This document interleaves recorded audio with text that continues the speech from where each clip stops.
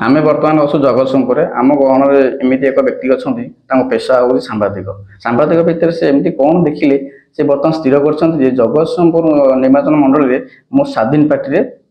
ठिया होगापी आसत पचार बुझा कहीं सांबादिक लाइन थी राजनीति लाइन की आसिले आसत पचार बुझा आम गहन अच्छा नारायण नंद सर आपन को विश्व तरफ सर्वप्रथम विश्व विजयी चैनल को बहुत धन्यवाद देवी जे आपण आज मोर साक्षात्कार पे आसी जंती।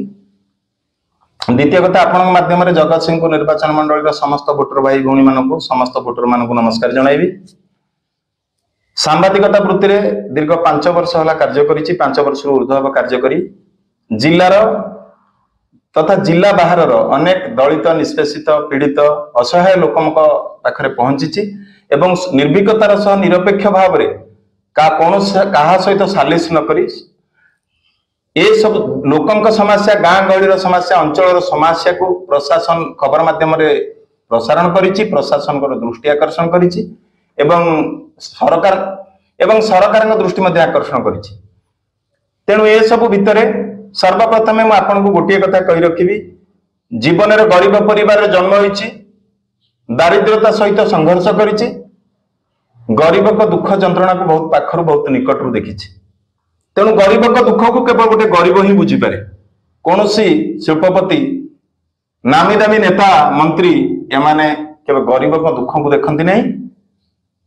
तेणु जीतिबा पूर्व अनेक प्रतिश्रुति दियंती किंतु जीतिबा पर से सब प्रतिश्रुति पानी गार हो जाए जीतिबा पर गोटे गरीब लोकर समस्या बुझीबा तो दूर कथा गोटे गरीब लोकटे नेता को देखा करें निजर नेता जो नेता जनक से गरीबर घरे बसी शाग पखाड़ खाऊे इलेक्शन प्रचार समय इलेक्शन पर से गरीब जनकर फोन तो उठेबा दूर कथा देखा करने को लाइन रही एवं आवश्यक पड़े निराश फेरवा पड़े किंतु नेता चारिपटे था ठिकादार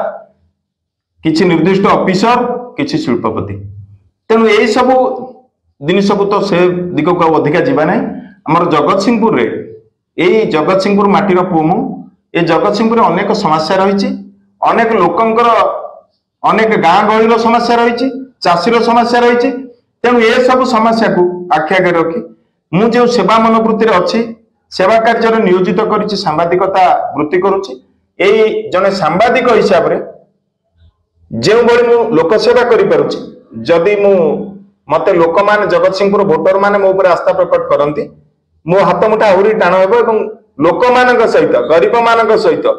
जगत सिंहपुर समस्त असहाय मान सहित मिसी मुझे सेवा को आहरी बहुगुणित करी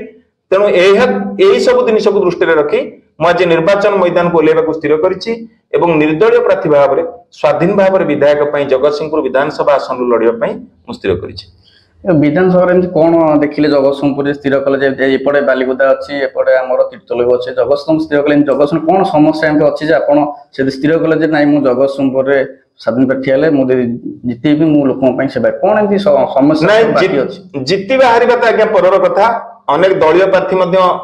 तीन प्रमुख दल अनेक दल तो अच्छा किंतु प्रमुख 3टी दल प्रार्थी दौरान बीजेडी बीजेपी और कांग्रेस समस्त दलीय प्रार्थी कौन जितुंट जितुची जड़े किंतु अनेक दलीय प्रार्थी भी हारुंट तेंदुलकर भरी बेस्ट बैट्समैन जीरो रे मध्य आउट होईची नहीं तेणु जितवा हारिबा तो परर कथा जेहेतु आपन प्रश्न हूँ जगत सिंहपुर को कहीं मुझे सिलेक्शन कली तेणु जगत सिंहपुर सहित मो वृत्तिगत भाव में मुझे जगत सिंहपुर माटी 20 वर्ष है 20 वर्ष ऊर्ध है ये चल प्रचल लोकों सहित मिशिची ये लोकों सहित सुसंपर्क रही तेणु जो संपर्क अच्छे से समस्या से जगार समस्या मत देखा जो मु चल प्रचल नुह जो जगह सहित मुझे अभ्यस्त नुह सेठिकार समस्या विषय अभ्यस्त नुहे तेणु जड़े सांबादिक हिसाब से जगत सिंहपुर कोण अनुकोण लोकों समस्या को मुझे देखी अनुभव कर तेणु से जगत सिंहपुर विधानसभा आसन स्वाधीन भाव में छिड़ाई निष्पत्ति नहीं बर्तमान भारतीय जनता पार्टी तरफ अमेंद्र दास को टिकेट दिखाई एपटे आम विजु जनता दल तरफ प्रशांत मुदुल टिकेट दिखाई दिज द्वंद्व जोसेफ भी कैंपिंग चली आपन ये केमिति कोन सम्मान करिवे देखंतु काहा को आलोचना समालोचना करबा मोर उद्देश्य नुहे तथापि आपन जतले पचारचंदी मु कहूची नेता माने दल प्रीति माने कोनोसी ब्रांड ना ପୂର୍ବରୁ ଦେଖନ୍ତୁ ଯୋଉମାନେ ଥିଲେ ଅନେକ ପୁରୁଖା ନେତା ମାନେ ଗୋଟିଏ ଦଳେ ବ୍ରାଣ୍ଡ ନେଇ ରହୁଥିଲେ ସେ ଦଳ ହାରୁ ବା ଜିତୁ ବା ଯାହା ହଉ। ବର୍ତ୍ତମାନ ନେତାଙ୍କର ତାଙ୍କର ନିଜର ସ୍ୱାର୍ଥ ଦରକାର, ନିଜର କ୍ଷମତା ଦରକାର। ତେଣୁ କୌଣସି ଦଳରୁ ଯଦି ଟିକେଟ ନ ପାଇଲେ ରାତାରାତି ଦଳ ପରିବର୍ତ୍ତନ କରିବା, ସମର୍ଥକ ମାନଙ୍କୁ ନେଇ ଅନ୍ୟ ଗୋଟେ ଦଳକୁ ଦଳ ଡିଆ ମାରିବା। ତେଣୁ ଜଗତସିଂହପୁର ଏଟା ସବୁଠାରୁ ଓଡିଶାର ବିଭିନ୍ନ ସ୍ଥାନରେ ଏଟା ଏବେ ଟ୍ରେଣ୍ଡ ପାଲଟିଛି। ଆଉ ପର୍ଟିକୁଲାର ଜଗତସିଂହପୁର ଜିଲ୍ଲାରେ ଜଗତସିଂହପୁର ଆସନରେ ଏଟା ବହୁଳ ମାତ୍ରାରେ ବର୍ତ୍ତମାନ ପ୍ରତିଫଳିତ ହେଇଛି, ଯାହାକି ଆପଣ ଯୋଉ କହିଲେ। ତେଣୁ ସେମାନେ ସମସ୍ତେ ନିଜ ନିଜ ସ୍ୱାର୍ଥରେ ବ୍ୟସ୍ତ। 24 ବର୍ଷର ବିଜୁ ଜନତା ଦଳ ସରକାର, ବିଜୁ ଜନତା ଦଳର ବିଧାୟକ ମଧ୍ୟ ଏଠି ବର୍ତ୍ତମାନ ଅଛନ୍ତି। ତେଣୁ ଏତେ ଥାଇ ମଧ୍ୟ ଜଗତସିଂହପୁର ବାସୀଙ୍କର କେତେ ସନ୍ତୋଷ ଅସନ୍ତୋଷ ତାଙ୍କ ଉପରେ ଅଛି ଆପଣ ସେଟା ଜଣେ ସାମ୍ବାଦିକ ହିସାବରେ ଜାଣିଥିବେ। ଆଉ ଯେଉଁ କଥା କହିଲେ ଭାରତୀୟ ଜନତା ପାର୍ଟିରେ ଯେ ଟିକେଟ ପାଇଲେ, ଯଦି ସେ ଗୋଟିଏ ଦଳରେ ଥିଲେ ଦିନକ ପୂର୍ବରୁ କହୁଥିଲେ ରାଜ୍ୟ ସରକାର ମୋ ଆଦର୍ଶ, ଗୋଟିଏ ଦିନ ପରେ ତ ଟିକେଟ ନ ପାଇଲେ ତାପରେ କହିଲେ ଯଶସ୍ୱୀ ପ୍ରଧାନମନ୍ତ୍ରୀ ମୋର ଆଦର୍ଶ। ଗୋଟିଏ ଦିନରେ କଥା ପରିବର୍ତ୍ତନ ହେଇଗଲା। ତେଣୁ ଆଗାମୀ ଦିନରେ ଏ କଥାର ନିଷ୍ପତ୍ତି ନିଶ୍ଚିତ ଭାବରେ ଭୋଟର ମାନେ ନେବେ ଏବଂ ମୋର ଆଶା ଓ ବିଶ୍ୱାସ ବର୍ତ୍ତମାନ ଅନେକ ଲୋକ ସଚେତନ ହେଇଛନ୍ତି, ଭୋଟର ସଚେତନ ହେଇଛନ୍ତି। ତେଣୁ ନିଶ୍ଚିତ ଭାବରେ ଏପରି ନେତାଙ୍କୁ ତେଣୁ ନିଶ୍ଚିତ ଭାବରେ ଏପରି ଦଳ ବଦଳକାରୀ ଏପରି କାର୍ଯ୍ୟ ନ କରୁଥିବା ନେତାଙ୍କ ଉପରେ ଆସ୍ଥା ପ୍ରକଟ ନ କରି ଜଣେ ସ୍ୱାଧୀନ ପ୍ରାର୍ଥୀ ହିସାବରେ, ଜଣେ ସାମ୍ବାଦିକ ହିସାବରେ ସାଧାରଣ ଜନତା ମତେ ଆସ୍ଥା ପ୍ରକଟ କରିବେ ଏ ବିଶ୍ୱାସ ମୋର ରହିଛି। ବର୍ତ୍ତମାନ ଯୋଉ କାର୍ଯ୍ୟ କରାଯାଉଛି, ରାସ୍ତା କାମ ହଉ କି ସ୍କୁଲ ହଉ କି ଯେକୌଣସି ଗୋଟେ ଇନ୍ଦିରାବାସ ହଉ, ଯାହା ଗୋଟେ ପିସି ଉପରେ କାରବାର ବିଷୟ ଚାଲିଛି, ଏଇଟା କେମିତି କଣ ଆପଣ ଦେଖନ୍ତୁ? ପୂର୍ବରୁ ମଧ୍ୟ ଅନ୍ୟ ଚ୍ୟାନେଲରେ ଯେତେବେଳେ ମୁଁ ସାକ୍ଷାତକାର ଦେଇଛି କହିଛି ପିସି ବର୍ତ୍ତମାନ ଗୋଟେ ରୋଗ ହେଇଗଲାଣି ସାରା ଓଡିଶାରେ। 24 ବର୍ଷର ବିଜୁ ଜନତା ଦଳର ଶାସନରେ ଯେଉଁଠି ମାକୁ ସମ୍ମାନ ଗାଁକୁ କାମ ବୋଲି ନାରା ଦଉଛି ବିଜୁ ଜନତା ଦଳ, ମହିଳା କାର୍ଡ ଖେଳି ଅନେକ ଜାଗାରେ ବିଜୟ ହାସଲ କରି ଏକଛତ୍ରବାଦ ଶାସନ ଚାଲିଛି। ତେଣୁ ଏଠି ପିସି ଗୋଟେ ସାଧାରଣ ରୋଗ, ଯାହାକି ପଞ୍ଚାୟତ କାର୍ଯ୍ୟାଳୟ ଆର୍ଆଇ ଅଫିସ ଠୁ ଆରମ୍ଭ କରି ପାର୍ଲିଆମେଣ୍ଟ ପର୍ଯ୍ୟନ୍ତ ପ୍ରତ୍ୟେକ କ୍ଷେତ୍ରରେ ପିସିର ଆବଶ୍ୟକତା ଅଛି। ବିନା ପିସିରେ ଆପଣଙ୍କୁ କେହି ଚାହିଁବେ ନାହିଁ। ବିନା ପିସିରେ ଗୋଟେ ମେଡିକାଲ ଗୋଟେ ପେସେଣ୍ଟ ଭଲରେ ଟ୍ରିଟମେଣ୍ଟ ହେଇପାରୁନି। ସର୍ବନିମ୍ନ ଆବଶ୍ୟକତା ଗୋଟେ ମୌଳିକ ଆବଶ୍ୟକତା ଯଦି ଦେଖିବା, ସ୍ୱାସ୍ଥ୍ୟ ସମସ୍ୟା, ଶିକ୍ଷା ସମସ୍ୟା, ଗମନାଗମନ ସମସ୍ୟା, ଆପଣ ଯାହା ବି କରନ୍ତୁ, ଆଜି ଗୋଟେ ଠିକାଦାରୀ କାମ ଯଦି ଗୋଟେ ଗାଁକୁ 5 ଲକ୍ଷ ଟଙ୍କା ରୋଡ କାମ ଆସୁଛି, ତା ଦେହରୁ 50,000 ଟଙ୍କା ପିସି ରେ ପଳଉଛି। ତେଣୁ ପ୍ରତ୍ୟେକ କ୍ଷେତ୍ରରେ ପିସି ସରକାର ଚାଲିଛି। ପ୍ରତ୍ୟେକ କ୍ଷେତ୍ରରେ ବର୍ତ୍ତମାନ ପିସି ନଦେଲେ ଆପଣ କୌଣସି କାର୍ଯ୍ୟ କୌଣସି ଜାଗାରେ ପାଇପାରିବେ ନାହିଁ। ଆଉ ଗୋଟେ କଥା, ଆପଣ ଯୋଉ ସାମ୍ବାଦିକ କରୁଥିଲେ, ଆଉ କଣ ଏମିତି ରାଜନୀତି ଲାଇନ କାମ ପାଇଁ ଆସିଲେ ନା କଣ ଏମିତି ଉଦ୍ଦେଶ୍ୟ ରହିଲା ହଠାତ୍ କି ରାଜନୀତି ଲାଇନ କି ଆସିଲେ? କଣ ମାନେ କଣ